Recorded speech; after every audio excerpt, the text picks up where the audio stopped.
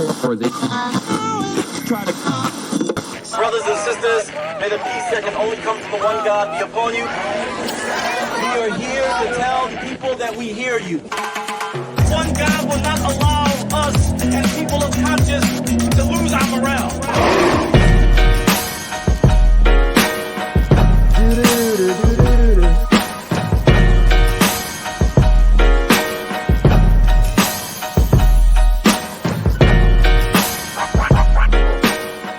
Powered by our patrons.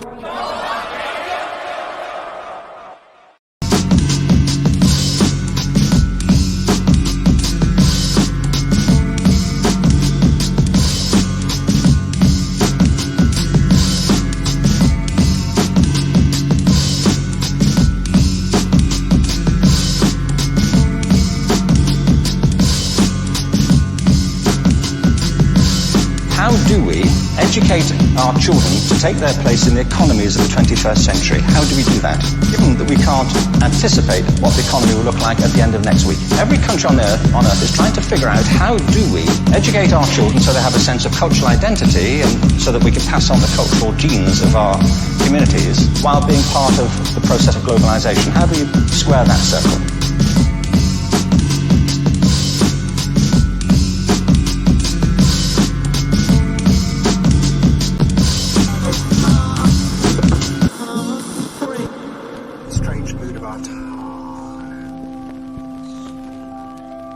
You call that radio? Makes coherent sense. Welcome to You Call That Radio. Pete Bentham. We're going live to Liverpool in a little minute. How you all doing? Is everyone okay? Let me know in the comments if you can hear me okay. We should be on YouTube. We should be on Twitch. And we should be on Facebook. And you're usually on, I know you're usually on the Facebook, but it sounds better on YouTube. So go to YouTube. Also, shouts to Milk the Cow podcast who shared the YouTube page earlier today.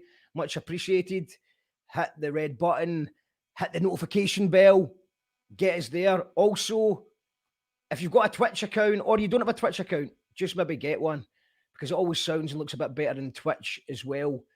And you can, I don't really know how it all works, but people tell me you can watch it on your telly if you've got Amazon. And if you've got Amazon Prime, you can hit the subscribe button on Twitch. And that means it doesn't cost you anything to subscribe with Amazon Premium, but Amazon will apparently pay us a couple of pounds a month for everyone who subscribes. And if you've done it before, you need to do it every month, apparently. Because we got all the way up to 22 subscribers, and now it's back down to about 8 or something. So I know that there are people out there who support the show. You're not there anymore. So you hit that Twitch button, and we can do it. And shout out to the Patreons. The show is powered by our Patreons. And we're up to 152. So our record is 156. So it'd be great to get a few more Patreons on tonight. You can become a Patreon by going here. Patreon.com/You Call That Radio. And if you're a Patreon, then the good news is we've got a wee benefit for you today. We unlocked a benefit so that you can get free mastering from Tom S. Ray of Audio Unity Group. Tom does an amazing job. We get him to do all Gyro Baby stuff, Twistette stuff, Jackal Trade stuff, Mickey Nine stuff. People at Becky Wallace use Tom as well. Tom's also mastering the Minerva Wakes album just now as well, which no one's heard yet, but I can tell you it's amazing. And what he's doing for all our Patreons is he's going to master a song for free.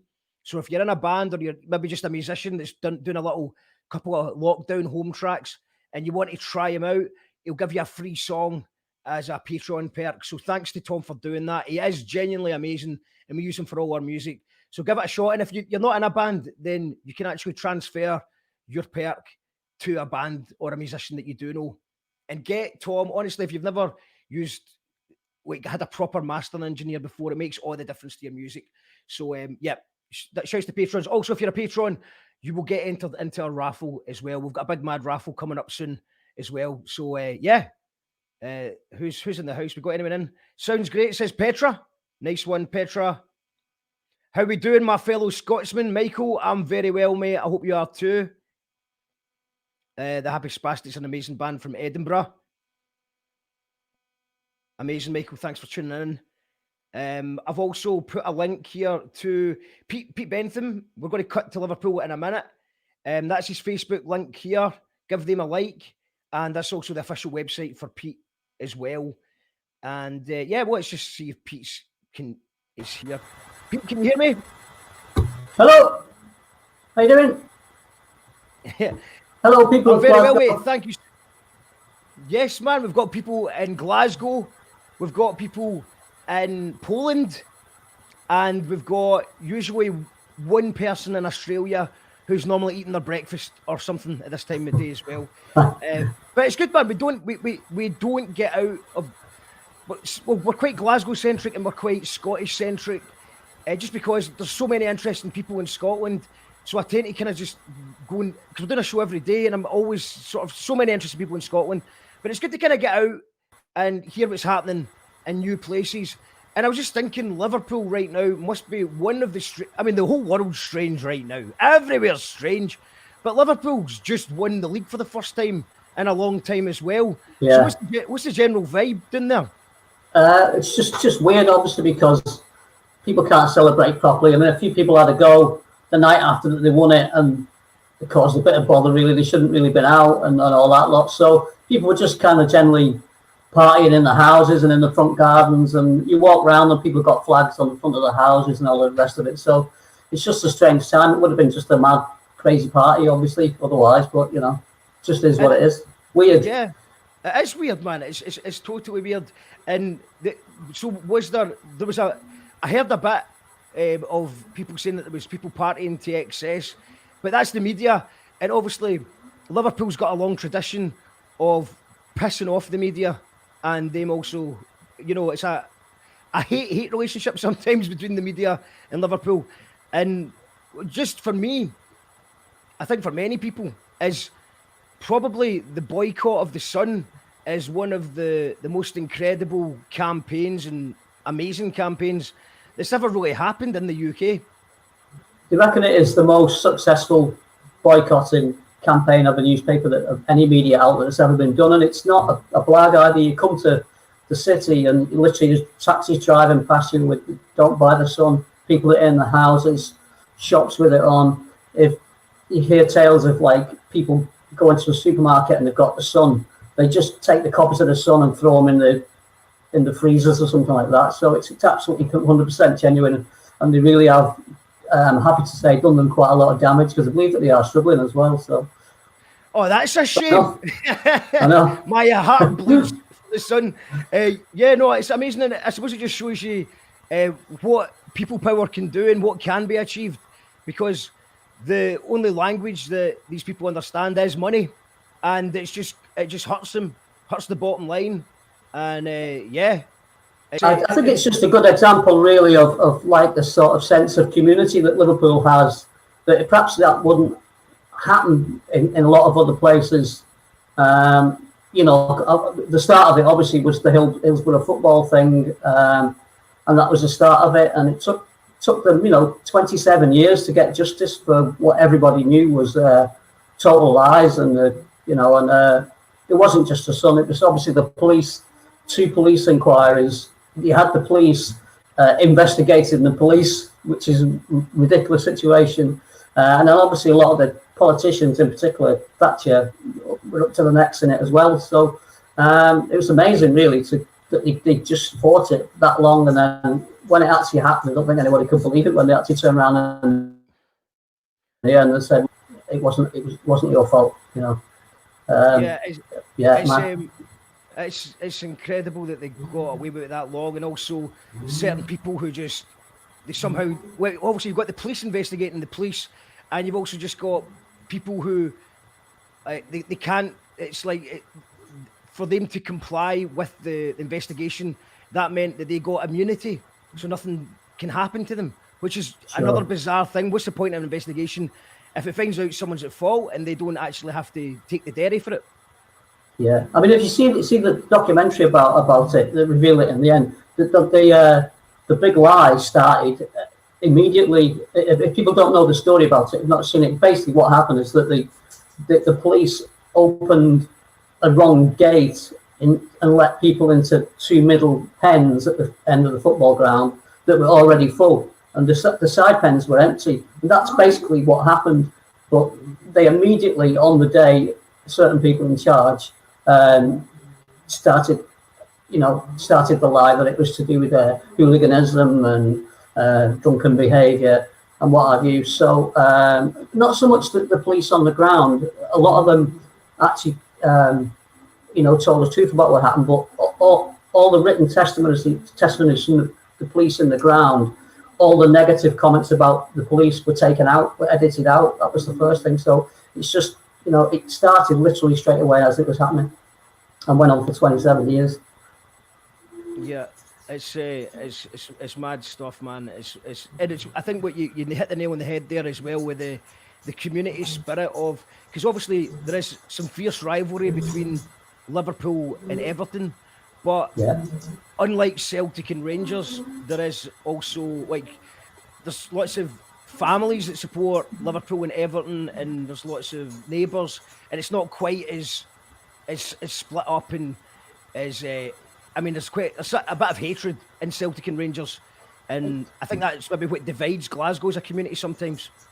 Yeah, I think obviously that goes back to sectarianism, which we did have quite a lot of at one time, and there's a little bit of that, but not so much. So we are, Liverpool and Everton are quite divided on a lot of things, but that is one thing, of course, that not because there are Everton fans who had members of the family who were Liverpool fans who were killed, or members of the family were killed. So that's one of the big reasons why on that particular subject it's massively united, And it's quite interesting that I know that Celtic fans have a kinship with both Liverpool and Everton, which is quite interesting because normally you pick a team that's your side or whatever, and but with Liverpool obviously you've got you Jerry and the Pacemakers. You've got You'll Never Walk Alone. So when Celtic and Liverpool get together, the whole stadium sings You'll Never Walk Alone with the scarves in the air together, which is a beautiful sight to see. But also Everton has a lot of Irish Catholic history that goes with it, that kind of ties in with Celtic's history as well.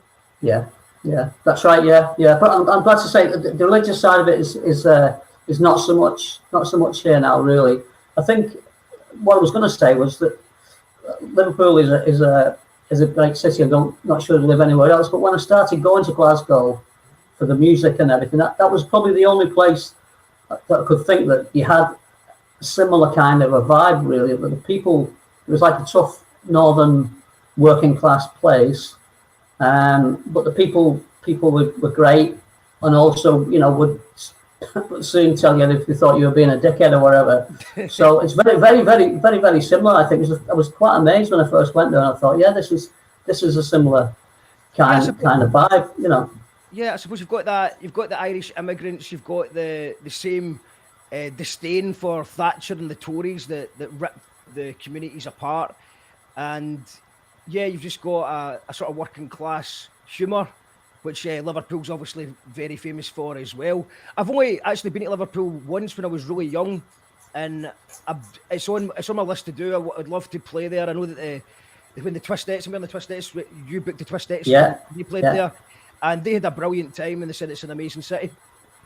Yeah, it's great. Yeah, it's really open-minded. I mean, the reason why, particularly, we're against the Conservatives, is that Liverpool is really because it's once like the biggest port in the world, or one of the biggest ports, or whatever. But that's the background. So it was the docks, and at one time it was a place where men would just turn up on the day and try and get a day's work, and you might not be worked that day, so he wouldn't feed his family. So in the end, it became really, really unionised. So it's got a really, really massively strong history of the trade union movement. And in the 80s, when Thatcher tried to smash the unions, they couldn't break Liverpool. Liverpool was a tough place at the time, but they still couldn't break Liverpool. And then it came out a few years later that they had this document that they decided that there would be the plan for Liverpool was managed decline. This is what the term was. This only come out a few years later, 10 years after the Thatcher or whatever. And it's just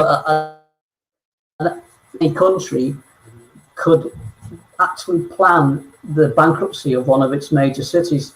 So they always, so since then, you know, they've been very much against the Tories, and then she was up to her neck in Hillsborough as well.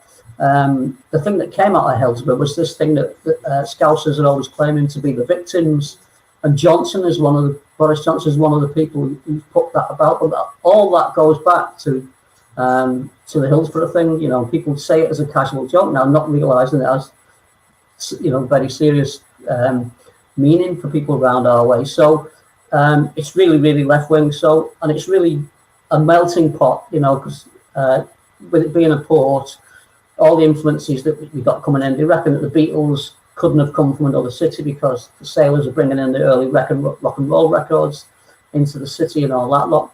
But I live in Toxteth, it's originally a West Indian area. Now it's every nationality. So A, it's very liberal, and B, it's very you know, it's kind of a melting pot of cultures. So that's what makes it kind of a unique place.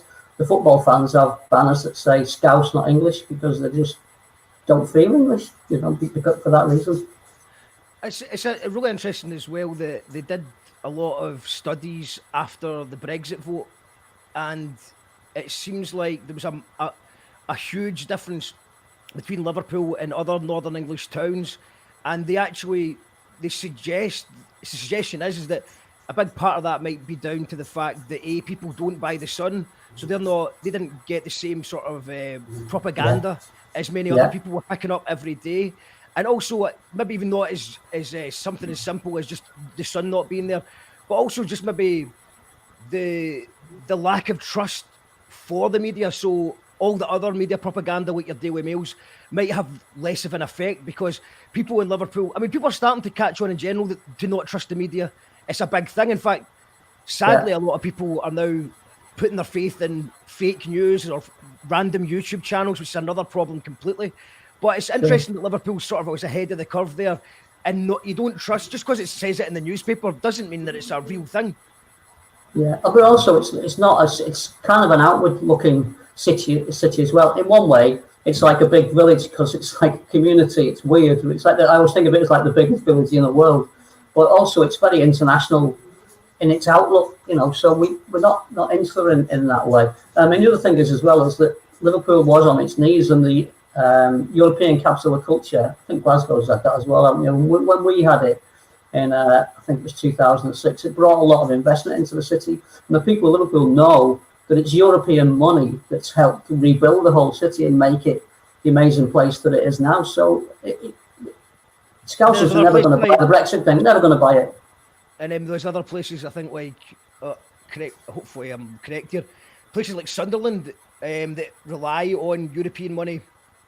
But yeah, they obviously voted. I think they voted for, you know, I think they voted Tory, they voted Brexit in higher numbers than they've ever done before. And I think a lot of people are just confused and maybe swayed by the whole patriotic thing. But like you said, that waving the Union Jack's not going to convince Liverpool because, well, like you said, they don't feel English, they feel Scouse. You've got your own identity.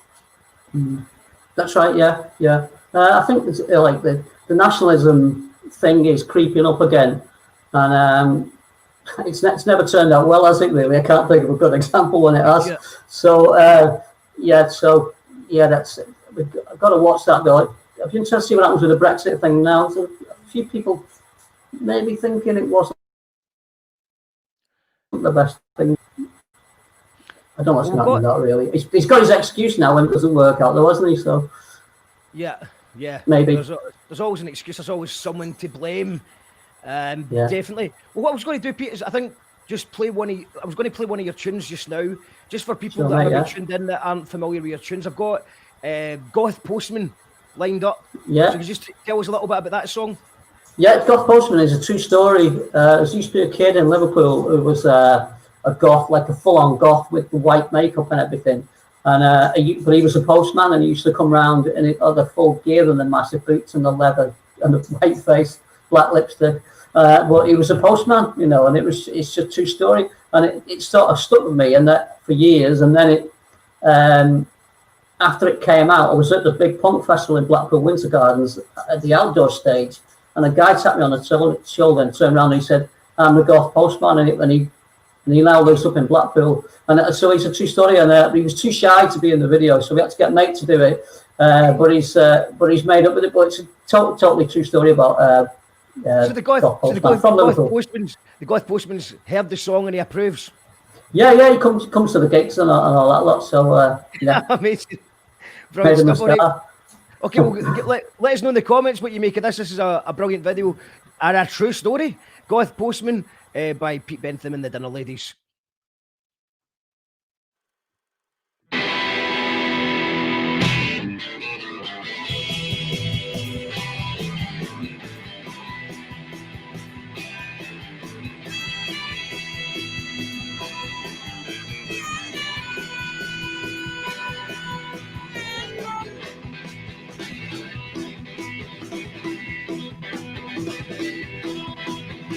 He was nervous about the postal service. Would the minds be too narrow to see past his mascara and the early starts? Would they break his heart? It don't seem right for a creature of the night. Got a postman, got a postman, got a postman. I'm your biggest fan.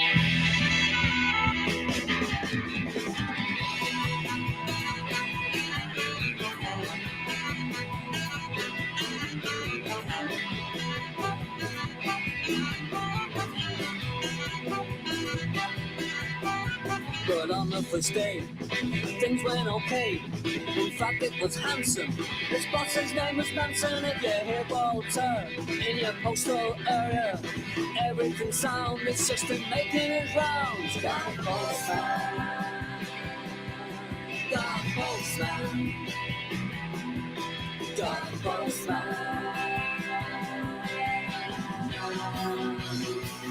I'm your biggest fan. But it's not his bag. It's not his bag. It's not his bag. It's not his bag. It's not his bag. It ain't black.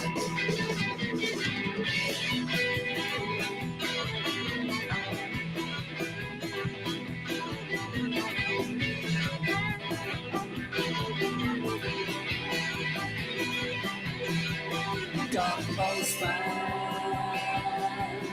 Got a postman. Got a postman.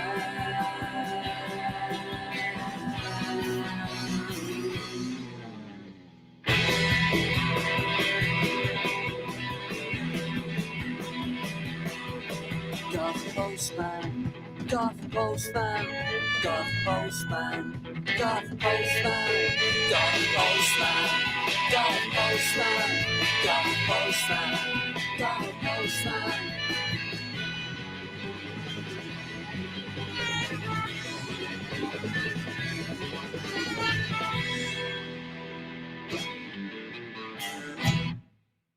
You call that radio?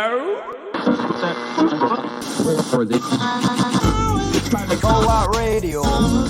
What about the people who hated on me?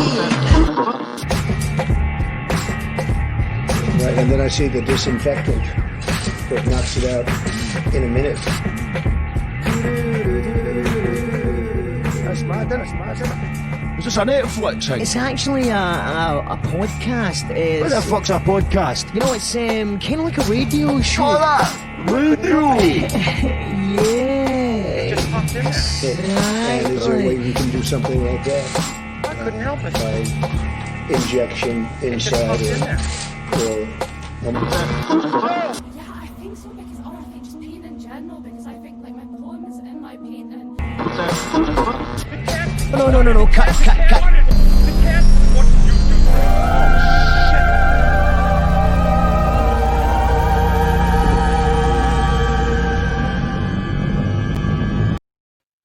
Yes, we are live with Pete Bentham. We just watched Goth Postman, a true story. And I love the fact that guy is going to the gigs as well. Yeah. He's quite made up with himself now. He's a bit of a star. Your live shows are different from the normal run of the mill rock and roll shows. What is the standard lineup you have if you're on a typical day? Usually, I play guitar and sing, and then we've got a bass player who's a boy, a drummer who's a boy. We have a girl sax player, and we have the dinnerettes. We have these two kind of dancers, performance artists, what you might want to call them.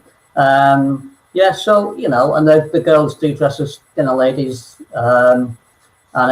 yeah, it's a show. That's the idea of it, really. I always was. I mean, I'm a bit of an old punk, but I was always into like the bands like Devo and X-Ray Specs and B-52s and all that lot. So it's always coming from the sort of art end of it, really, rather than the sort of hardcore end of it. So it's a big old rock and roll show, but it's got humour. But the songs are actually a lot of the songs are really quite political and everything. But we just think that using humour to sell the idea is a better way, because I'm a big fan of Richard Pryor and Bill Hicks and those kind of people as well, and that's what they did. So that's where that comes from. I totally agree with you on that, man, and it's something that I've kind of argued with my own band members over in the past. It's try to inject a bit of humour into the live show or the recordings, and maybe other band members are like, they're mistaking it for not taking it seriously. But I've always been a firm believer of, bands like Super Furry Animals, a band, Flaming Lips, and they can make serious songs with a real heartfelt message, but you can also just have a bit of fun, because I think music should be escapism. And I totally agree with what you're saying, because I think that if you want to make a political point, it's better to do it in a fun and humorous way, rather than that preachy way, where you're just kind of sort of banging people with a message. And that's not going to get anyone to change their minds. No, definitely not. And as I say, we're involved with the DIY punk scene, because that's my background, and we play on punk shows all over, and you get people ranting at you, and as you say, it's not going to change your mind anyway. So you might as well make it more a bit more interesting and a bit funny or whatever. And also for you, you've probably been in bands for a long time, and it's like once you start kind of taking it, once you start feeling like a job, I think you've lost it. You've got to keep it fun for yourselves anyway, and that's what we do. And we get dressed up, and we and we go out and we have a good time, and we're in the process as well. So that's what it's all about. I think the thing is, you can take your art seriously, you can take your music seriously, and still have a good time. I think the trick is that you should never take yourself too seriously, and that's the difference. Do you know what I mean? You can take your art seriously. You want to make a good record, you want to have a good live show, but you have fun with it. And I agree 100%, man. Let's go to the comments. Face Mask Laughs says, great show, loved listening to Goth Postman on the Twitch. Mary Veronica's on Twitch as well. Great stuff, must have been fun putting that together. Great song, awesome video, says Angela. Petra is laughing and loving the tune. Mary also says, love Liverpool, my great-grandfather was born there as his family had fled there from Ireland during the Great Famine. I love the people, the cavern, museums and eating places. And for people who don't know, the cavern is where the Beatles cut their teeth and were discovered. Is that right? What's the history of the cavern? That's right. The cavern.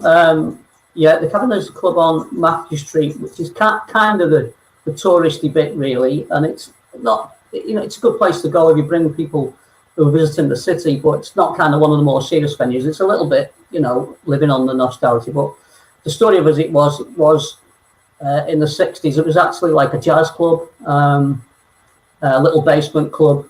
And when rock and roll was coming in, they used to let the kids playing rock and roll, this newfangled music, play in between the jazz bands when the jazz bands went out to have a fag. And then gradually the rock and roll became the thing. And it used to do afternoon shows. People used to go on the lunch breaks. Kids used to go there dancing, and it was the place where the Beatles started out, and then they went to Hamburg and got their act together, playing like 3 or 4 hours a night. Came back from Hamburg, playing the cavern again, and then but a sensation, and started the whole Merseybeat thing, and the rest is history. The original building, actually, the lack of foresight from the council at the time, they actually knocked the original building down, and they've rebuilt it on the site of the old building. But it's still there, and you can still go. But around that part of town, it's all Beatles themed things and Beatles gift shops and everything. So there are cooler places to go if you're looking for the actual proper music scene. And what is the? I mean, obviously, there's going to be lots of different styles of music, but is there a particular Liverpool sound at the moment? I would say at the minute, a lot of the young bands are into kind of your 60s garage bands kind of a thing, which Liverpool seems to have some kind of connection to the psychedelic end of 60s and like West Coast music. I know, like in the punk era, rather than having any out and out kind of punk bands like the Pistols or the Clash, it was always bands like Echo and the Bunnymen and Cheer Up Explodes that always had that kind of slightly more interesting kind of psychedelic element. And there's a lot of new bands coming through who all want to be, 13th Floor Elevators or one of those kind of bands. But what's good about Liverpool is that all the scenes kind of bleed into each other. It's like you can go, like the folky bands will play with the punky bands, and might be a metal band on the same thing, or like a hip hop band. People are just generally into music. It's just everywhere. You're walking around town, and there'll be Irish bands on in one bar and something else in another bar. Whereas some other places like Manchester, it seems very cliquey. The sort of scenes don't mix with each other. You can know one lot of people, and they don't know other people. I've hardly played in Manchester in my life, although I've been doing music for a long time. So like the culture, it's kind of a melting pot, and Liverpool kind of throws up quirky bands like our bands, like our band that's just has their own kind of quirky individual style, really. Kitchen core, is that what you call it? Kitchen core? Yeah, we just did that for a laugh, because you're ask a band, you say, oh yeah, you're a punk band, so you're a pop punk band, a post punk band, a hardcore band, whatever. So just as a bit of a piss take, we just sort of invented our own genre. So I think it was just off the top of my head. It just, oh yeah, it's kitchencore, and people go, oh yeah, right, okay, like it is an actual genre. It makes me laugh. When you go to Germany, and they'll just say like kitchencore from Germany, like people know what kitchencore is for. But it's a thing. Yeah. Well, it's good though. You've got to these days. You've got to have a description of your music, so it's good to have something, or otherwise someone's going to give you a name that you don't like. Well, we got called by the Evening Times baffling Ned punk, which is Ned's like a word for a chav up here. And although I was slightly offended by it, it kind of worked, and I've kind of ran with it, because when someone goes, "Oh, you're in a band, what's your music like?" and you just say baffling Ned punk, because I like the idea that someone was baffled by our music. That's a compliment. But yeah, definitely. I love Half Man Half Biscuit. They're another example of the Liverpool kind of a band. Although they're from the Wirral, which is the other side of the water. It's not quite Liverpool, but the Guardian always used to describe them as pub culture absurdists. Just to make me laugh. Well, Half Man Half Biscuit, I think my favourite tune for theirs, I was listening to the other day, it came on shuffle, and it was the bloke with the PA. I'm a friend of the man who brought the PA. The mate of a bloke. I'm a mate of the bloke who does the PA. An absolute classic. I'm not sure that's the song. Is that the song that says, "Never trust a man who only shows you the best bits. Never trust a band who type out their set list." Yes. So we always have a joke about bands who have typed out a set list, and some bands even have. Some bands even have laminated set lists as well. I'm the same, man. I think it's quite easy to make fun of those people as a band who are the most unorganised band ever. I mean, I'm the most organised one, and that's saying something. And the idea of typing out a set list has never occurred to us, because a lot of the time we might have a reasonably new band member who only knows. Basically, we're getting on stage, and it's like we've got a rough idea what we're going to play. And then there's maybe some conversations on stage, like, "Do you know that one?" No, we'll give it a go. But yeah, I think that the set lists are probably going away now, because probably probably the new version of that is people bringing iPads to the stage with their. I've seen that. Yeah, I have seen that. Just going back to the kitchen core thing. I mean, the band, how the name came about was that my mum was a dinner lady. That's how it came about, and I'd been in bands like years ago, but I'd always been like a guitar player for somebody else. I'd never like sung in my own band. And my mum was a dinner lady, but about 15 years ago, I got ill. I suffer with Crohn's disease, which doesn't kill you, but it can like make your life quite miserable. They didn't know I had that, and I was eating all the wrong things, and I got these abscesses, and then I got sepsis, which is a big thing about now. That does kill people, and so I had to go in hospital, and I was in quite a bad way. And when you're not sure you're going to make it, you start thinking about, well, maybe I should get back into doing music, and maybe I should. And my mum, who was in her 80s at the time, was a retired dinner lady, and she used to come on the bus from Witness away every day to see me. So I said, if I get out of this, I'm going to start a band, and I'm going to call it the Dinner Ladies after my mum. And then someone said, well, you should get ladies then in that case. So so that's how I come to have girls in the band. And I deliberately recruited people who had never been in a band before because I hate musicians. I've had quite a lot of changes of personnel, but I've actually got very good musicians now. But the two girls I started the band with had not been in the band before, and it worked well. But I'm not a musician. I don't count myself as a musician. I'm more of a songwriter. Is that really. is this almost that reminds me of sort of like the sort of Marquis Smith way of doing it. I think he said similar things as well. Read his, well, it's not his autobiography, but it was the biography he authorised. And his idea was when a band member's been in too long, they get too good at the music and they get too comfortable playing the songs. So then you need to kick them out and get someone new in.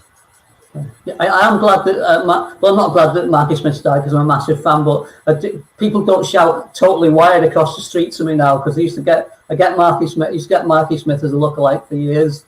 So, people don't shout, used to shout Totally Wired across the street to me, but I don't get that now.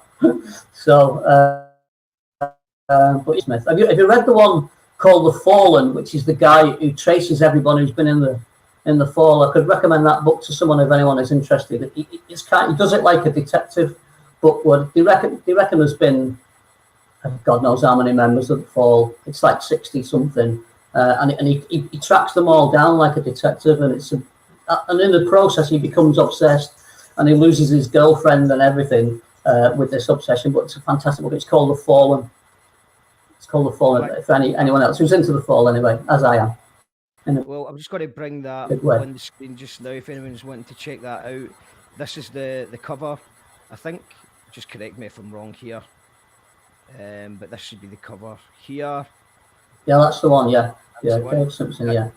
That sounds good. I've actually got, one of my friends has wrote a fall book recently as well. I'll just bring that, I'll find that. Yes, I'll find that in during the next song because I'm going to need to do a bit of digging to find it, which I haven't read it yet, but I did donate to the crowdfunder, and I'm going to go and read it because he's a very interesting guy as well. So I would love to hear his take on it.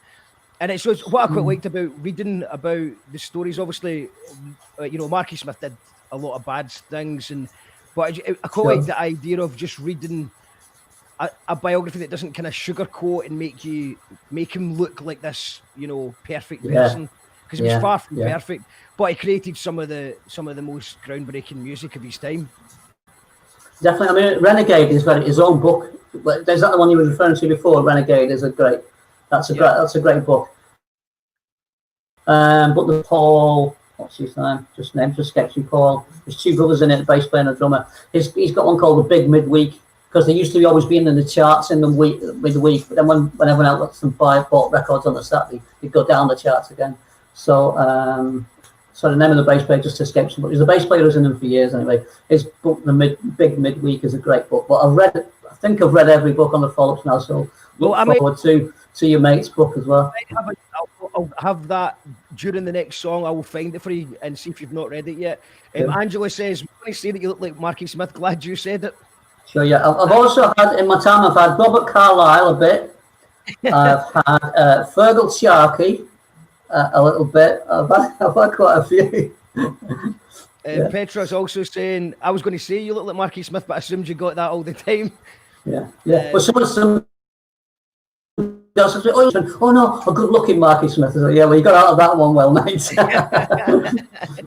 Jim Moran says paintball's coming home. I'm assuming that's a half man, half biscuit song. Biscuit. Yeah, that's a brilliant song. Yeah. But they're all brilliant. I know Nigel actually. He's a big fan of our band, but he doesn't come out much. You don't see him. The Nigel, the main guy from Half Man a Biscuit, he doesn't venture out much. But I've seen him just before lockdown. I saw him at 2 gigs. So that's it. Well, I mean, the thing about Half Man a Biscuit is it's really funny music, but the musicianship's amazing, and I just love when they just rip off a little lick from a famous song, and it's just done nice and subtly, and I love them. Yeah, I mean, he's also lyrically, he's a bit of a genius. I mean, people dismiss them as a comedy band, as they do dismiss our band as well. But, even worse for him, because some of his stuff is really, it's quite deep and it's really quite dark, some of it as well. And he's just a dead interesting, unassuming kind of guy. We're not about ripping off the tune. He rips off, there's one called The Purists, which is about winding people up who are like music purists or whatever.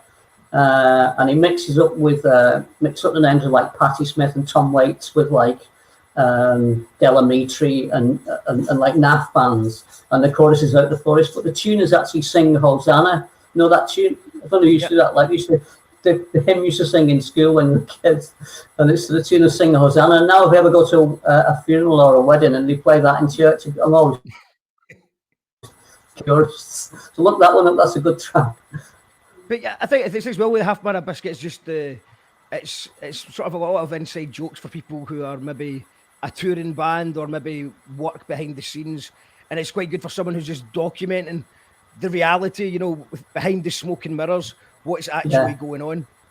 Mm-hmm. They're actually one of the most unglamorous bands of all time. We played with them one time in a place called Leamington Spa Assembly Rooms, a huge venue.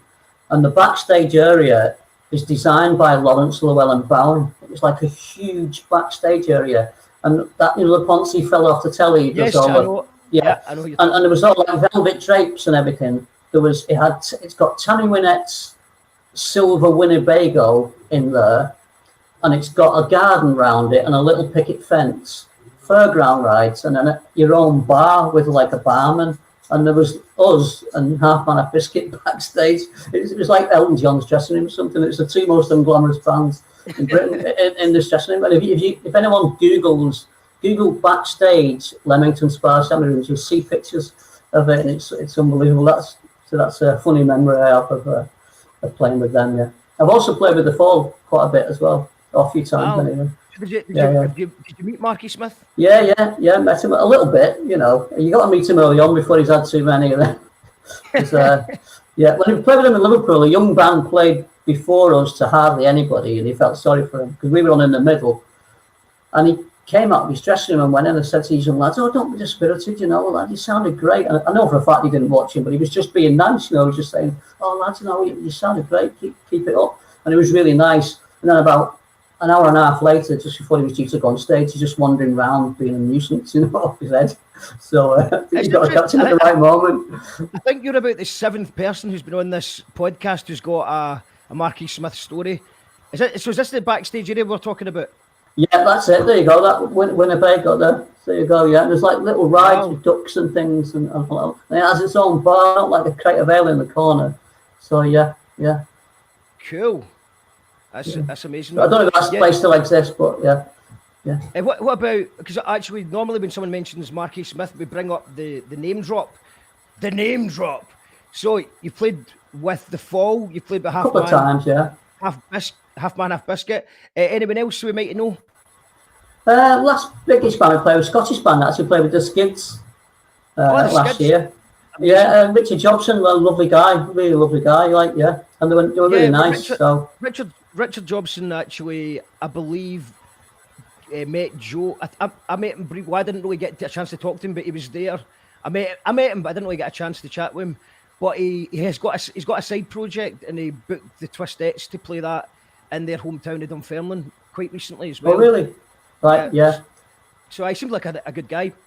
he's an art guy, isn't he? Because after the Skids, he went into making films and stuff. Excuse me, and he married Mariella Frostrup, didn't he?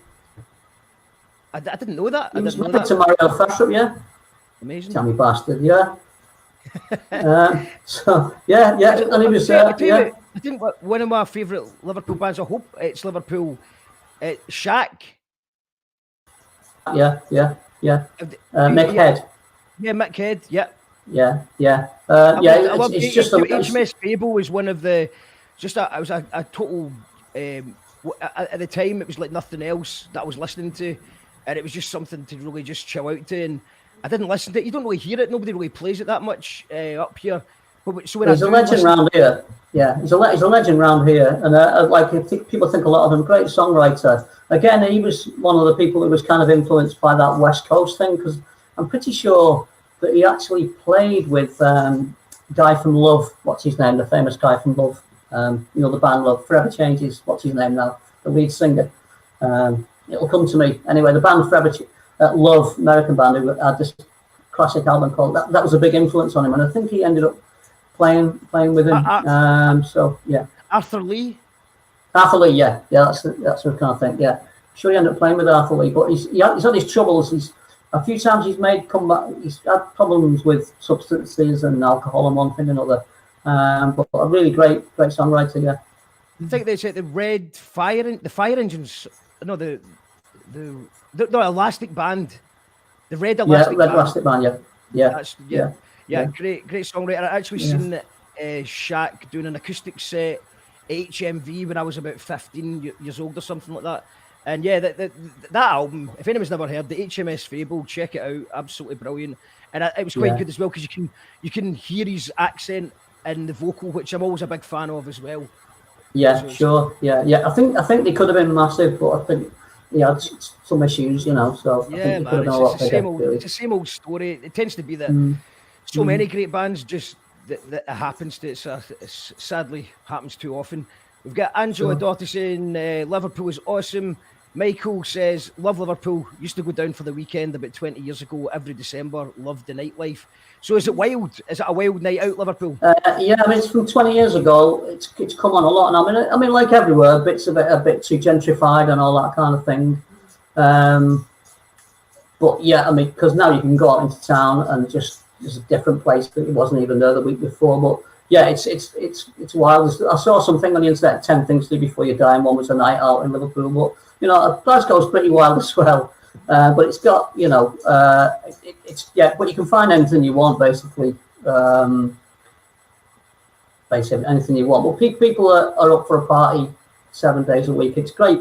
The whole economy basically is students and tourists, so everything is geared up to party and for those to meet those markets, really. And it's not expensive like at all. So it's also kind of the hen night, stag night capital of Britain as well. So which is both good and bad. Yeah. Shouldn't I've got lined up next is something that maybe tourists wouldn't get, but maybe you can explain it. Queen Victoria's Knob. I understand there's a story that the locals will understand that maybe outsiders won't get.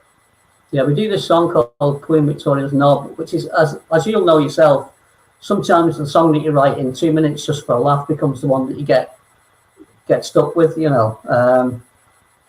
So a bit like Blur, write loads of great songs, and the one everyone wants to hear is one that goes, woo, the song 2-1. But Queen Victoria's Knob is a bit like that with us, because there's a statue of Queen Victoria, and I will find a picture of it. And she's holding like a rod. She's sat down holding like a rod thing. But if you look at it from the side, it looks like she's got a big knob. It was definitely done. It was definitely not done by accident. Somebody, whoever did it, had a sense of humour. So, but it's the kind of thing only the ordinary people know. So the idea for the song is that if you're going to have the revolution, you say Queen Victoria, we're going to meet for the revolution. You say Queen Victoria's Knob, the Scousers know where to meet, and the establishment don't know where it's gonna be. So it's because every week now I get a text off someone saying, "Oh, I brought me such a body to Liverpool, and we went to see Queen Victoria's Knob." I should be on commission from the tourist board. People, all bands who come to Liverpool see Queen Victoria's Knob. And just about the video, there's a guy in the video is a mate of ours who's a kind of a drag artist, and he's called Joyce Division, and he does Joy Division songs in the style of sort of like techno, 70s gay disco and everything. So he was actually on the Harry Hill show. If you put Joyce Division Harry Hill into YouTube, you'll find that as well. But he's the sort of main star of this video. Brilliant stuff. Let's check it out.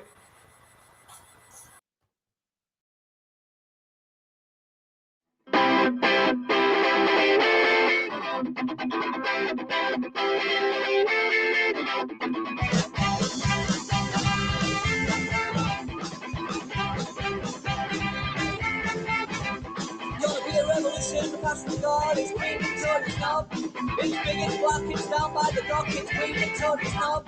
I'll meet you there by 11 o'clock, my Queen Victoria's knob. I'll tell our Ben, you can tell our Bob, it's Queen Victoria's knob. Queen Victoria's knob. Queen Victoria's knob. Queen Victoria's knob.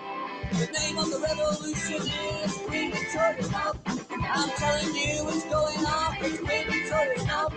Don't let her know what's going on, it's Queen Victoria's knob. Establishment government at the top, it's Queen Victoria's knob. Queen Victoria's knob. Queen Victoria's knob. Queen Victoria's knob.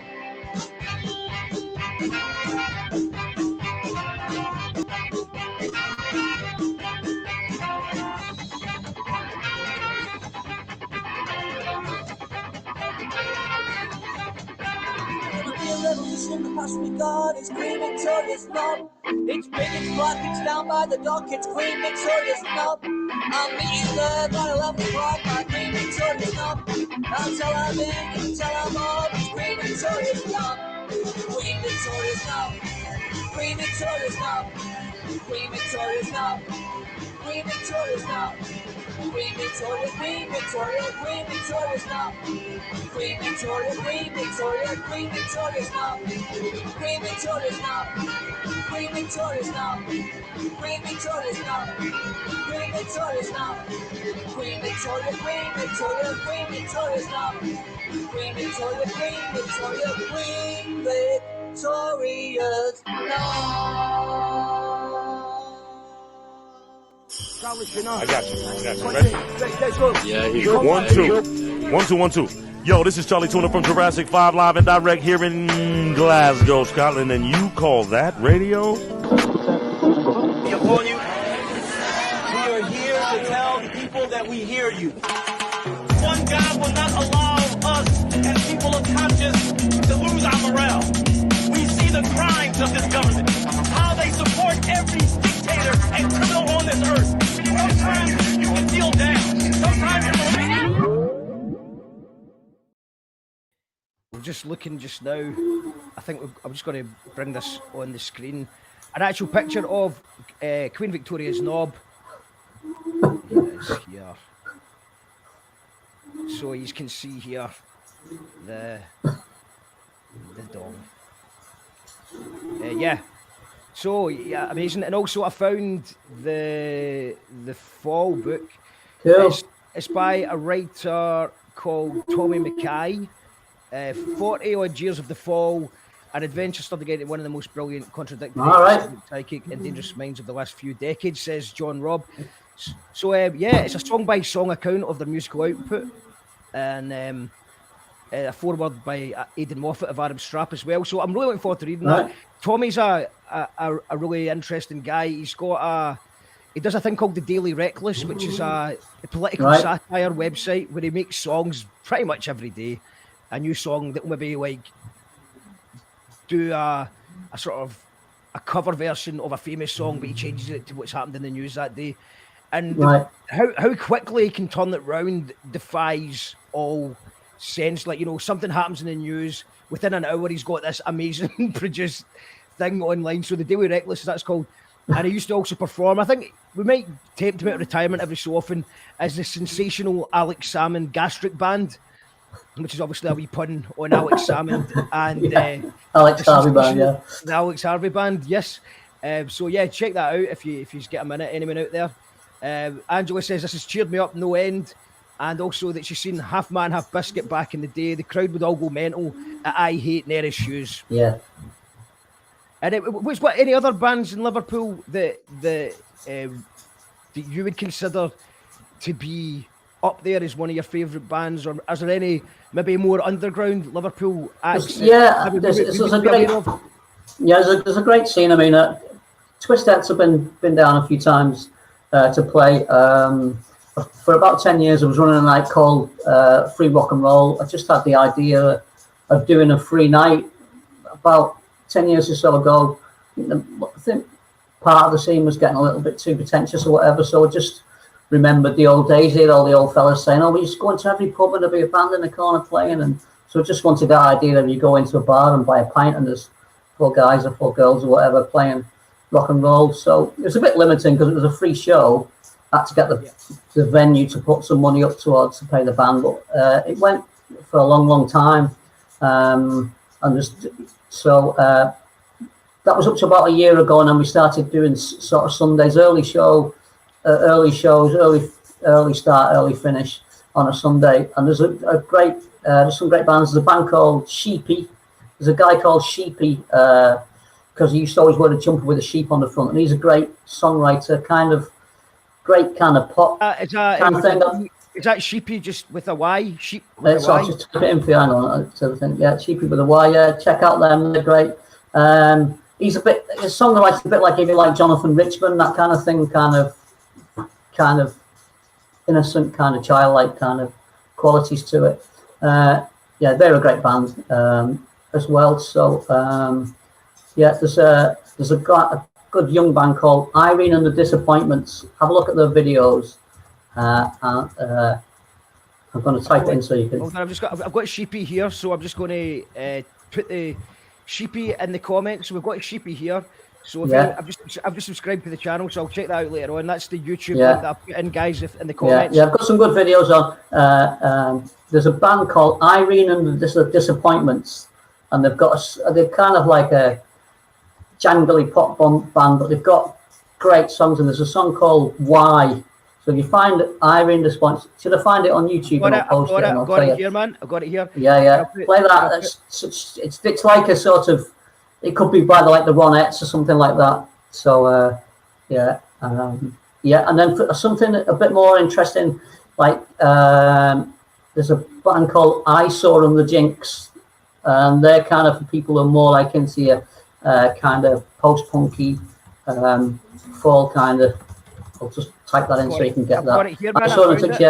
Because there's a label called Eggy Records, a label called Eggy Records, and that's a lot of those bands were saying who were kind of more into the sort of either kind of the psych thing or like the post-punk thing that influenced by people like the Birthday Party and stuff like that. And that Eyesore and the Jinx. There are a few examples: Iron Disappointment, Sheepy, Eyesore and the Jinx, but so many good bands. That's amazing, man. I've not heard them, and I love the name Iron and the Disappointments. It's a cracking name. And they don't look anything, which is great, you know. But what I liked about it, she's a bit like kind of like polystyrene was, in retrospect. She's like not traditionally good looking or whatever, but kind of just when you say girls want to be a kind of thing. She's just got something about her that's just great, and they're completely natural, you know. So. And the birthday party, Kanye West has just came out as president, and he's going to call his party the birthday party, because when he wins the presidency, it's going to be a birthday party for everyone. And this is a real thing. This is a real thing. Yeah. Strange days. Mad, isn't it, really? Maddest year of my life, I think, really more. I can't imagine just what's going to happen next, really. It's strange. It's nuts, really, yeah. Another band who I loved growing up was a great band. In fact, still is a great band. Is Space. I don't know if you've ever came across Space. We're very good friends with Space. Actually, we've done some gigs with Space. Yeah. I know. Tommy. They were a brilliant band growing up, and I have actually shared the stage with them. Kind of, the Colonel Mustard supported them when they played the Classic Grand. And I jumped up for a song, but I didn't get a chance to speak to them. I think I did meet. I met one of the guys who he was in another band that came up to Glasgow, and I think I met him briefly. Was it Phil, the bass player? Was it the bass player? They used to be in a really good band called Super Fast Girly Show. That's the one. Actually, we played with them at the 13th Note, and I think it was might have been Super Fast Girly Show, Dinner Ladies, and Twistettes. I think that's right. And I think there might be another band called the Chibmarks. Did they play that night as well? It could be, yeah. Because Tony Grant, when I shared that you were going to be on the show tonight, Tony Grant's an absolute legend. He said that he supported you at the 13th Note. So I'm guessing that would have been his band, the Chibmarks, that was on. I don't know if it was that gig. We've done the 13th Note a couple of times. But I know what you mean now. Yeah, it's really good. But go back to Space. They were another really original band, and Tommy's the singer's really nice. But the guy you're talking, he wasn't in the original lineup. It's just the singer and the keyboard player from the original lineup now. But they're still great, still gigging, and they're still great. Yeah. Very original band, and another band that didn't take themselves too seriously. They made amazing music, but they also had fun with it. And one of my friends, Nicolette, who used to sing with Call No Mustard, she got on stage for the Keris Matthews one, and then in Glasgow that night, and then for when they came back to Tom Jones. The Ballad of Tom Jones. Yeah. When they came back to Kilmarnock, they got her back on to do it again. And that was a brilliant thing to see, because it's some absolutely phenomenal pop songs. It's, they still get played. You still hear them on films. You still hear them in the supermarket. They kind of tunes, massive tunes, and doing it from a kind of weird sort of, making weird original music that become quite famous and successful pop songs. It's not an easy thing to do. No, and I think what happened with them as well is that Female of the Species was in one of the Austin Powers films. And that obviously got them a few bob and got them a lot more attention that they might not have had before. So, that worked out for them as well. So, what other bands would you recommend from up your way? Because we know Scottish bands who played at Twistettes, obviously, Braticus, we know them as well. Do you know them? Yes, I know Braticus, yeah. Yeah. You were due to, I think we just announced that you were playing with the Twistettes and Braticus in Glasgow and Edinburgh just before, like, it all just finally been arranged, and then it was like Easter weekend that got cancelled at the last minute. It's a real bummer that. Yeah, it's a nightmare. But I mean, I think people will be. It's going to be some gig when it does happen. It's quite hard to put me in the spot of Glasgow bands because there's so many. So I'm just having a look at my big calendar of people that have been on the show. So shout outs to let's see. It's been a lot of different things. We've had a lot of poets on here. We've had a lot of DJs like Capital 1212, Capital 1212. With Stanley Odd is a kind of hip hop fusion band. An amazing live band. Solar Eyes, the frontman, an amazing lyricist. So I'd definitely recommend them. We've got here. I really struggle to pick bands. It's going to be the same for me because all my mates in various Liverpool bands out there. So why didn't you mention us? So don't worry about it. Don't worry about it. It's all right. Just if you watch this show, we've usually got a new one on every night that I respect. Oh yeah, we've got there's so many good bands in Glasgow and just in Scotland. And I mean, the thing is that the thing that's really hurting just now really is that, because I mean, there was a good side to it, I suppose, was just being able to relax a little bit more. Not that I'm relaxing because I'm doing a daily show, but not having the stress of having to go out to gigs all the time. And I suppose that brings on its own issues. But the festival's not been on now is starting to hurt because, normally I would have a stage at Kelburn Garden Party last weekend and we'd be looking forward to, June, July, August is such a busy time in Scotland for festivals. And that's really when you just get to see bands slowly getting bigger and then, they're playing on a bigger stage. And then that's when you find all the new bands as well that you've never heard of. So it's kind of sad that it's not happening. Angela is recommending the Gyro Babies. Yeah, well, in fact, I've heard of them. Speaking of that, I have heard of them. See, this is the CDs, by the way. I forgot I started sending out the CDs, and people have been waiting for a while for these. They arrived, but I forgot that because of lockdown, the post office shuts early for some reason, because it's one of those things where you can only get the virus after 1 o'clock in the afternoon, it seems, in our local post office. So they've decided to shut down. So I've sent some of them out. If you're still waiting on your fetching pitchforks, then they are here, and they are good. And it's got a new song, Brains Telling Lies, that no one's ever heard before. It was quite difficult trying to do that in lockdown, and the producer had a lot of issues as well. But it's there, and we've got some amazing remixes as well. And it's so I'll be with you soon if anyone's ordered it. Thanks for supporting, and thanks for your patience. It will be there soon. And it's just like, I suppose, what do you still make CDs? Do you think they're still? Yeah, actually, yeah. We do make CDs.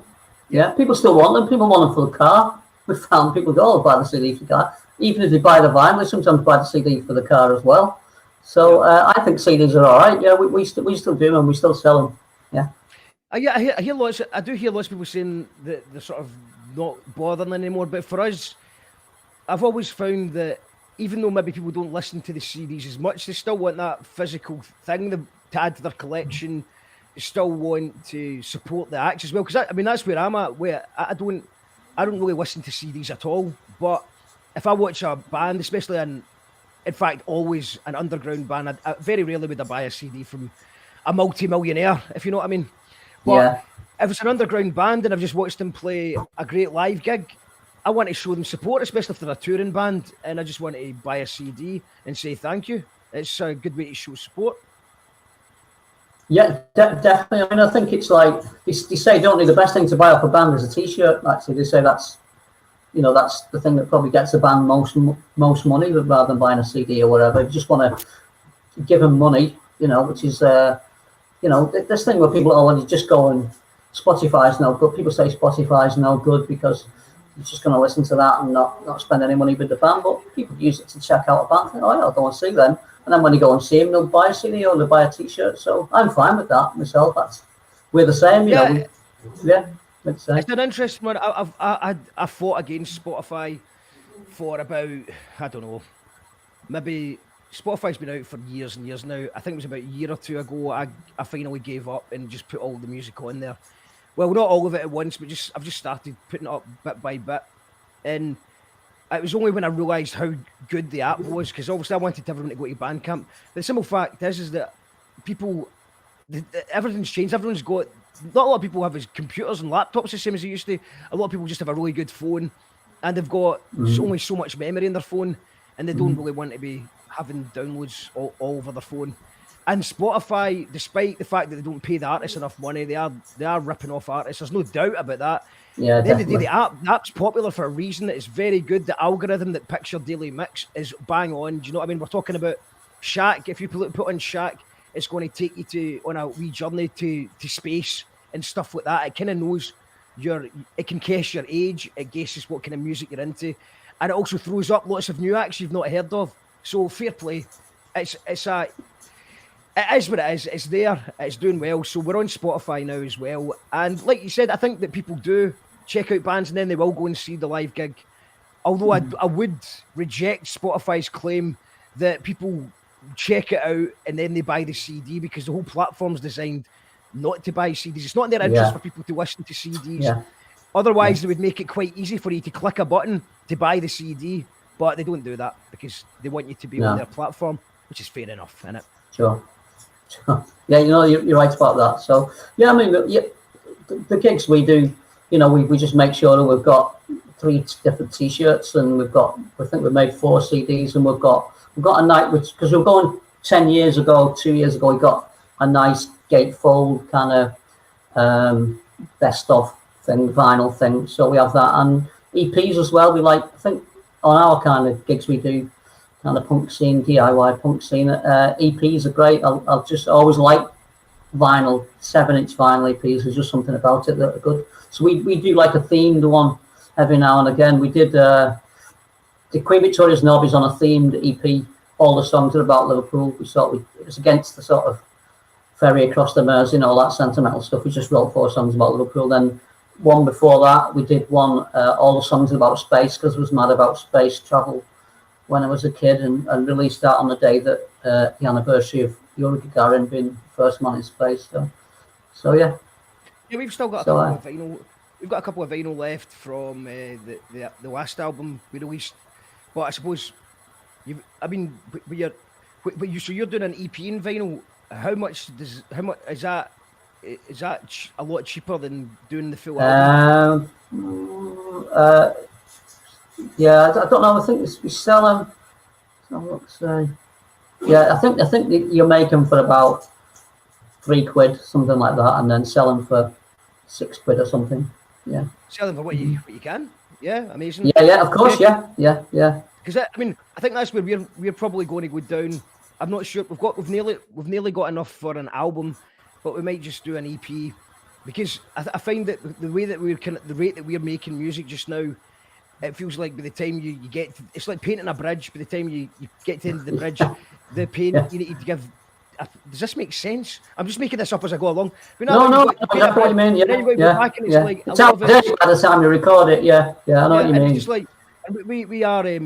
Our sound does change quite a lot. We have band members that come in and out, and it's like you don't want to make an album that jumps about. Although we do make albums that jump about a lot, but it might just be to get a really good, consistent sound. That might be the way forward. Just to do an EP regularly, just do a couple of EPs a year rather than trying to make an album. Definitely, yeah. I like EPs. I think it's a good way to go. Yeah. And it's, also with the nowadays, it seems like the albums, less people are making albums, and they're just sort of focusing on just making a really good video and a single, and just trying to do that as often as possible to keep fans entertained and interested. Because it used to be that you would go away for a couple of years and come back with an album, but nowadays there's not much music. There's no money in music unless you're playing live, which obviously you can't do right now. So if you're playing live all the time, then you're wanting to have a new CD, a new thing that people can invest in. Definitely, yeah. I mean, people just don't consume music in the same way that they used to do. So, people can. Do you think that's write a new song and just stick it to Facebook Live and just say, "What do you think of this?" Which is great. It's immediate, isn't it? That's the positive side. I mean, there's lots to not like about the internet, but the whole DIY philosophy, that's punk, isn't it? That's the good side of the Facebook we've never had thing. Any label, any management, any funding, and I don't know. I mean, we wouldn't be able to do it in the olden days. What we can do now, what would probably have happened is we probably would have got signed up by a label and spat out by a label, which is what happens to most people, and they just get ripped off. And sometimes the record company owns the band name, and you've got a big debt that you can't shift, and you just need to. The band dies basically. Yeah. What I was going to do is I was going to play one. One thought I had there when you were talking about Liverpool having that kind of you could have a hip hop band and a punk band in the same gig. That's certainly the case in Glasgow these days. The underground scene that I'm in, we'll have a mixture of everything, and everyone's open minded and everyone's up for hearing something a bit different. I find anyway. And I wonder if that's down to the fact that the internet and Spotify's and streaming, which means that you can just check out a band and you like it. You don't have to commit £15 for a CD, because back in the day, if you're going to spend £15 on a CD, you want to make sure it's your kind of music that you definitely will like. Sure, and it's like a postmodern thing where people can pick and choose what they want. When I was a kid, it was more tribal. There was like punks and two-tone kids and hip-hop kids and whatever. But now people are into everything, so which is good for me. So you get all that different scenes bleeding into each other, and it's really good. If you're going to play something like, I did send you a link for a live show. It'd be quite good for you to play. Yeah. Clip of a live show if you've still got that. I think I sent you. Yeah. Okay. If you're going to play one, just so people can see what happens. Okay, can I play the Viva La Kebab song while I find the live one? You can play that if you like, yeah. There's a story behind that as well, yeah. Yeah, okay, what tell us about the kebab? Viva La Kebab, basically, I kind of wrote this tune that sounded a bit Turkish, and then our sax player sent me this picture from the riots in Paris that were happening back end of last year about austerity and everything. and somebody had spray painted Abba la caviar, Vive la kebab, which means down with the caviar, long live the kebab, meaning like fuck the rich, basically. So we just thought, well, that fits perfectly. So that's what it is. Yeah, so that's what the story is behind that. Yeah. It's a brilliant tune. Check it out.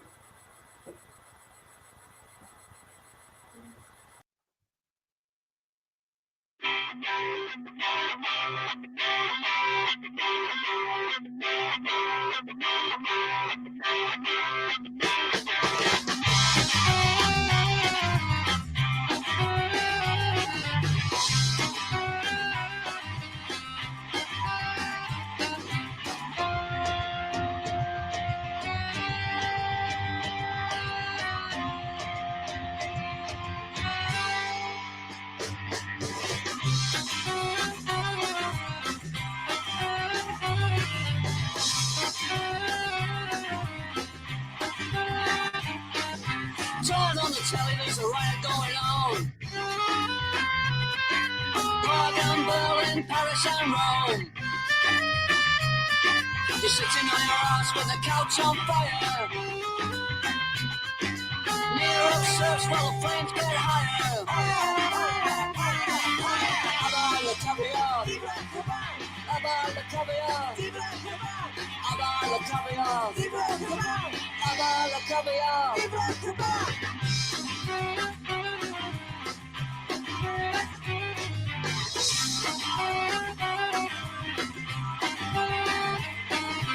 All it takes for the bad guys to win, for a few good men to just do nothing. So I've heard, so the story goes. We might as well just pack up and go. Abba la caviar. Abba la caviar. Abba la caviar. Abba la caviar.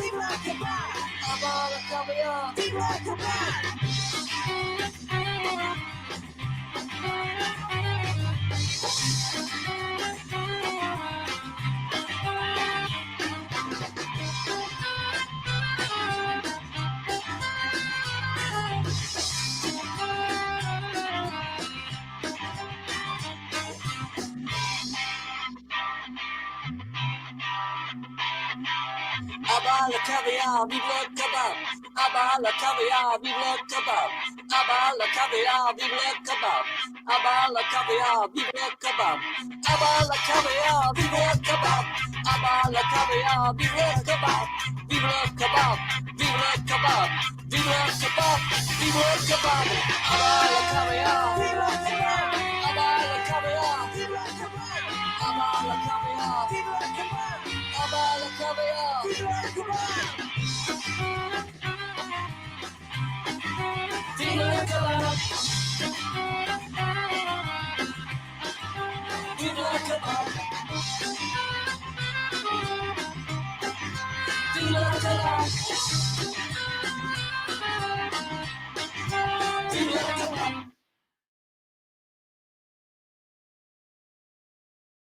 Brothers and sisters. Is that you, Daniel? Are you before me?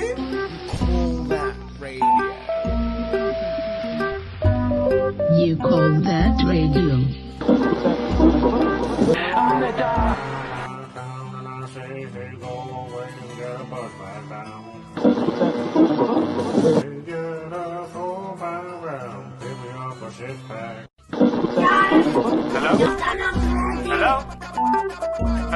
Hello, yes, this is Dog.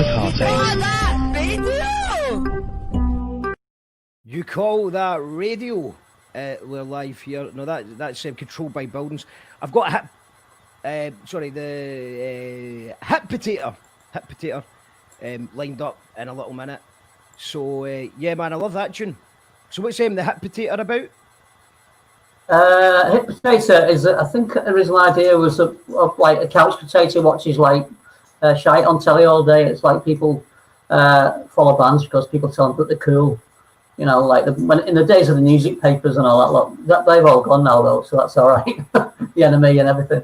Yeah, so Enemy's really strange. I was last time I was in London.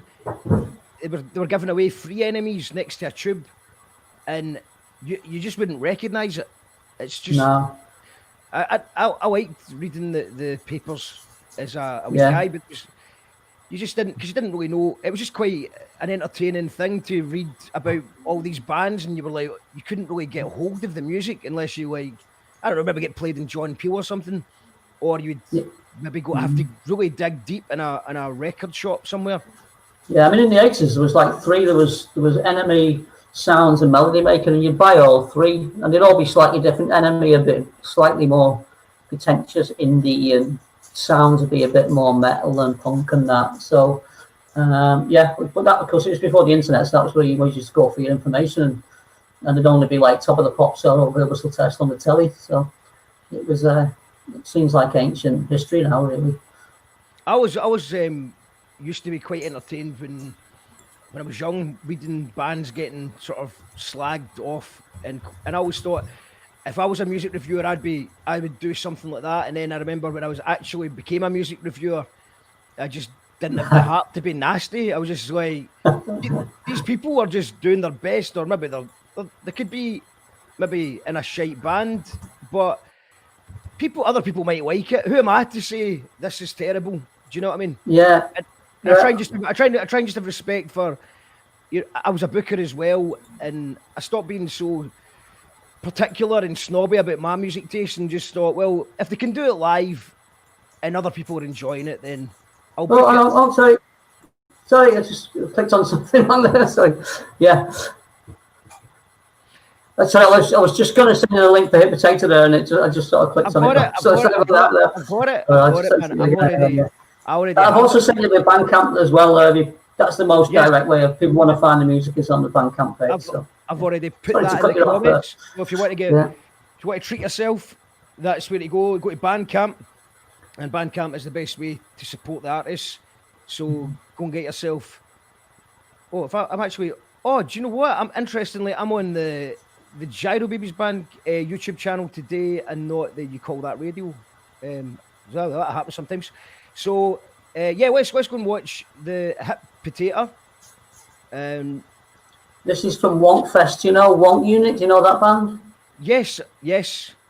They're a great band. I really like them. They're again a band who's not trying to use a sense of humour, and remind me a little bit of things like the Blockheads and stuff like that. They are a London band as well, and they do a festival called Wonk Fest. They do their own festival, one day a year, which is a great DIY fest. So that's from I think it's called the Dome in Tufnell Park in London. So yeah. Cool, let's do that just now. So that is... Yes, got it here. Amazing. So let's just show you a little bit of what the dinner ladies are like live. I go, you clean like a new machine. You go, potato, you clean like a new machine. Potato. Sit down and tell yourself, potato. We used to live in your parents' town. Potato.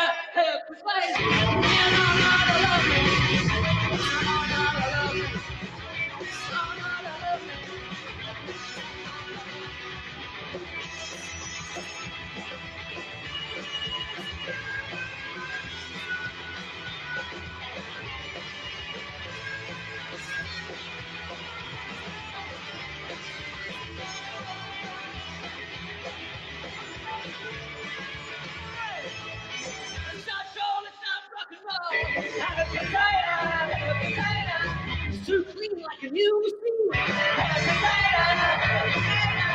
Sit down and shut your tongue. We used to live in your parents' town. You don't know how to love me.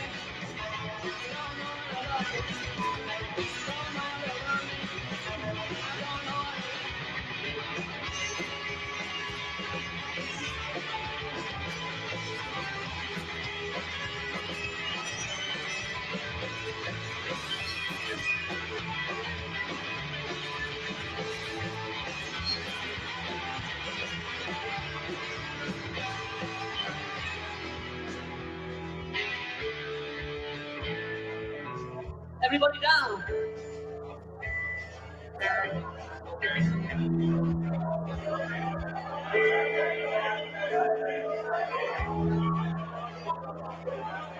realise some of the old folk might not be able to get back up again.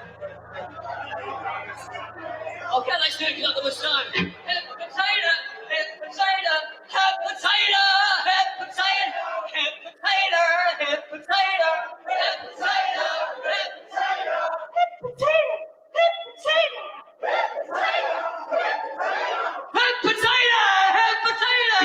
Everyone jump!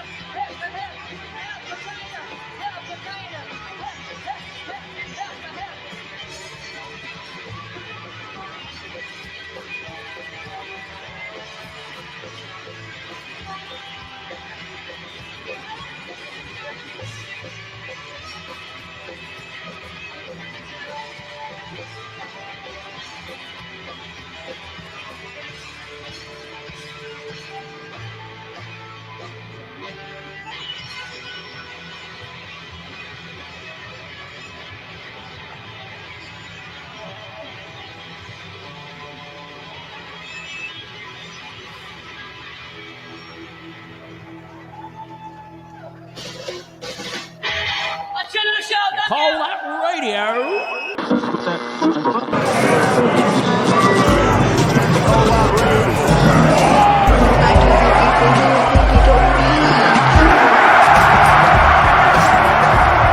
And then I see the disinfectant that knocks it out in a minute. That's mad. Is this a Netflix thing? It's actually a podcast. What the fuck's a podcast? You know, it's kind of like a radio show. Call that radio. Yeah, exactly. And is there a way we can do something like that?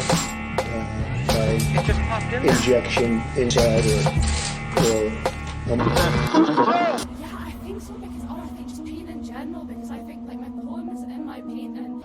No, cut. What is the cat? What did you do?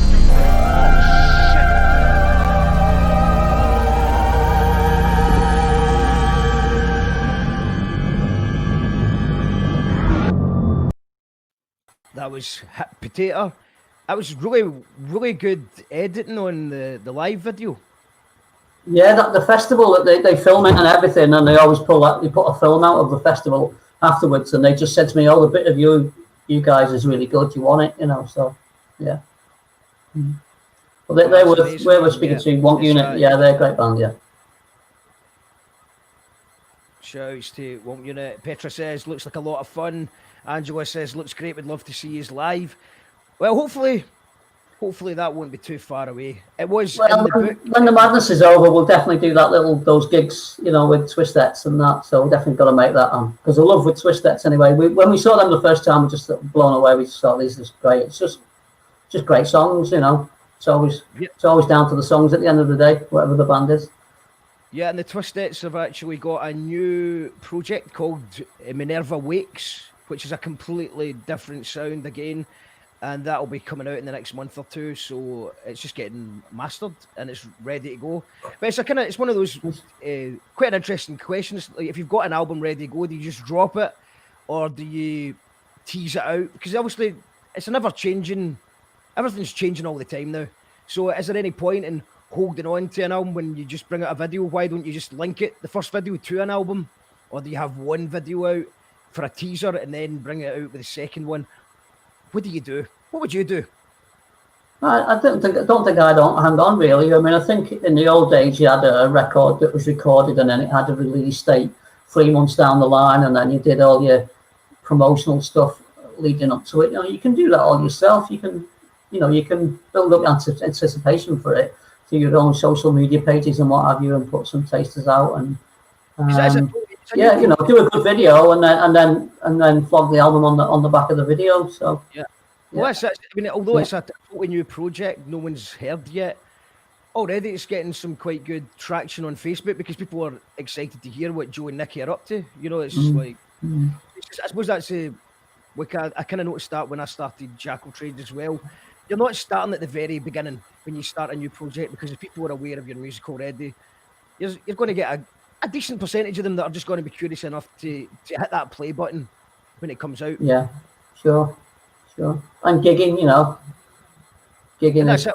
is That's you know. another thing. I think I've been talking. There's quite a lot of people on here who were due to release an album that are kind of holding on to it until they can do a live gig. But I think because it looks like there's not going to be live gigs for quite a while, or not a live gig realm of normality that we recognise, that now I think just release. I think people want to hear new music, get the music out there. People will enjoy it, and then by the time you do your first live gig with those songs, people will know the songs. They'll be hopefully singing along. Sure, yeah, I agree, yeah. And they'll be there, they'll be wanting to see it. So it's quite, it's interesting. Never just turned upside down just now. It's just a very strange time. It's very weird. I see today they announced that you can do outdoor gigs, didn't they? They've announced that you can do outdoor gigs, so I'm not sure how that's going to work, but yeah. I haven't heard that. It was just today on the latest kind of government release thing. So they're letting theatres do, well, just said outdoor gigs, but with, you know, precautions and social distancing and what have you. So people will do it. People are already talking about it here. You've got a venue with an outside bit. I don't know exactly how it's going to work, but if people are allowed to do it, people will definitely do it. Yeah. Yeah, well, you have neighbours complaining about the noise and all that stuff. People just go to anything now, though. They're so desperate. People just go to anything. I think if you're a neighbour that complains about the noise of an outdoor gig, you really need to have a word with yourself. Let's get the music back on.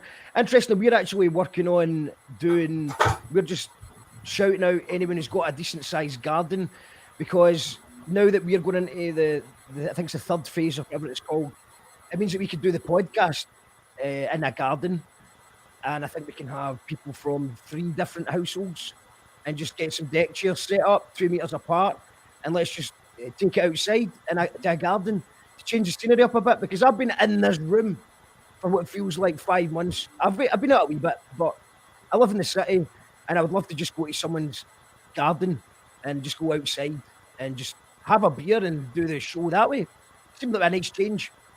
Sure, I think like people, it'll force people into doing some mad, unusual things. You know, what necessity is the mother of invention, as they say. So I think people will end up doing all kinds of mad stuff, and it might be quite interesting as well. You know, and people certainly will have got the hunger back for live music by the time it comes back. So, you know, choking for the live music.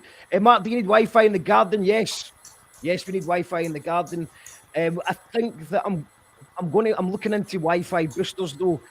I don't know what the deal is with them, but if anyone knows about Wi-Fi boosters, because I might need to boost the signal a bit to do it in the garden. Just arrange it with Susan. Our garden is free. Well, you know, you're definitely on the list. I've made a wee list of potential places to do it. Also, we live in Scotland, so it's not as simple as just booking it. We're just going to need to wait three days in advance and just look at the weather and go, right, that looks quite good. Let's give it a shot. I suppose we could get a gazebo. At the end of the day, I don't mind a bit of rain as long as the equipment's safe and dry. Then I don't mind a bit of wind, a bit of rain. I'm just going to be glad to be outside, to be perfectly honest. So, Pete, do we have a tune that we can maybe wrap it up with? Have we got a tune that we haven't played yet that you would quite like to? One of our tunes. I don't know. Can I just give me a minute to have a look on the YouTube and that? Is that all right? Can I just pick one? Yeah, okay. So yeah, but yeah, when you want to come down to Liverpool and play, you know, just let me know. We can sort that out. So I think that, like you said, that having a little break from doing it all the time, because obviously live music consumes my world, and just having a little break from it makes you grateful for the opportunity to go to a new place, see new people, and absolutely, man, and we'll definitely get a gig swap on the go soon. So, sorry, do you want me to just bring the YouTube? Sorry. Yeah, so I'm going to give you a song called Marcel Duchamp. So if people know who Marcel Duchamp was, If you don't know, Marcel Duchamp wanted to upset the pretentious art establishment, so he put his toilet in an art exhibition and caused a lot of shit. So we do this song about him, Marcel Duchamp. So I'm just sending you the link now, mate. If you want to post that one up. Put the link here. And if people, the best way, I'll just one more time bring up all your handles again. So that is, probably Bandcamp is the main. If you put the Bandcamp up, that's where all the music is, I suppose. You're going to put one up. Yeah. Support by going to Peter Bentham and the dinnerladies.bandcamp.com. And the Facebook one, and Facebook, I'll bring up the Facebook again. So you've got the Facebook here and the official website here. Yeah. So amazing stuff, man. Well, thank you very much for taking the time to chat with us tonight. Oh, it's been fun. No, thank you very much for asking us. It's been a pleasure. Been great. All the best. And thanks to everybody for tuning in. Thank you for tuning in. All the best, man. Take it easy. All right, mate. Is that it? Bye-bye, then. See ya. Bye.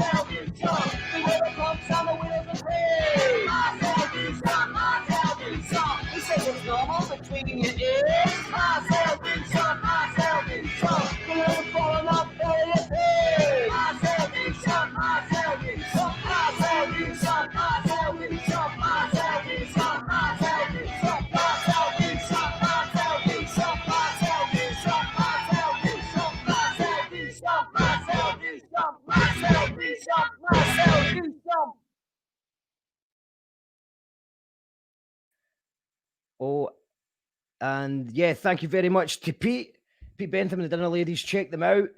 And we'll be back tomorrow night at 7 o'clock. As always, we've got Felix and Jen, who a lot of you might know. They do a community music library called Music Broth. So if for people, for kids, for people who are going through poverty, the opportunity to get an instrument for free. And they also do a membership for bands who want to hire backlines and PAs and stuff like that. They do amazing work, do Music Broth. And Felix and Jen are also in a band called Seafern, who are releasing an EP this week. So they'll be on the show tomorrow at 7 o'clock. Thank you to Pete. Thank you to our Patreons. And we shall see you tomorrow. Sorry, I'm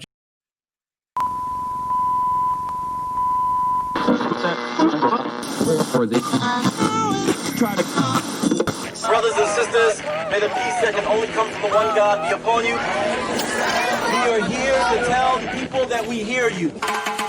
One God will not allow us as people of conscience to lose our morale.